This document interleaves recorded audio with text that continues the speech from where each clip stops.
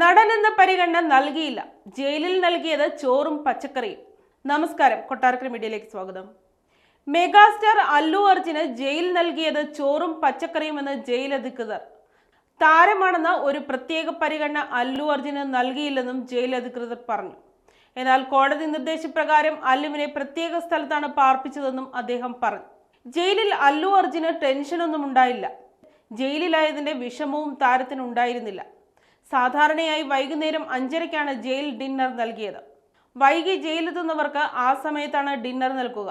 ഇതുപ്രകാരം അല്ലുവിനും ചോറും പച്ചക്കറിയും നൽകി. അല്ലു ആകട്ടെ പ്രത്യേക പരിഗണനകളൊന്നും ആവശ്യപ്പെട്ടില്ല. താരത്തിന് ഒരു ബെഡും ടേബിളും ചെയറും നൽകിയിരുന്നു. രാത്രി 6:30-യോടെ ജയിലിലെത്തിയ അല്ലു അർജുൻ പിറ്റേന്ന് രാവിലെ 6:20-ന് ജയിൽ മോചിതനായെന്നും അധികൃതർ അറിയിച്ചു. അല്ലു അർജുനെ പോലീസ് അറസ്റ്റ് ചെയ്തത് ജൂബിലി ഹിൽസിലെ വസതിയിലെത്തിയാണ്.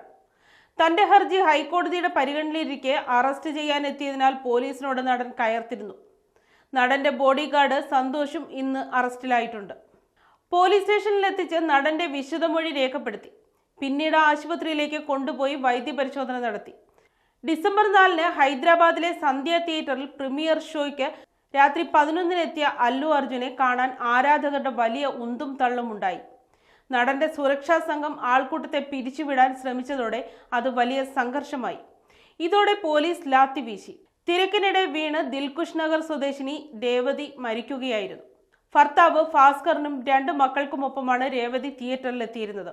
രേവതിയുടെ കുടുംബത്തിന് 25 ലക്ഷം രൂപ സഹായം നൽകുമെന്ന് നടൻ പ്രഖ്യാപിച്ചിരുന്നു.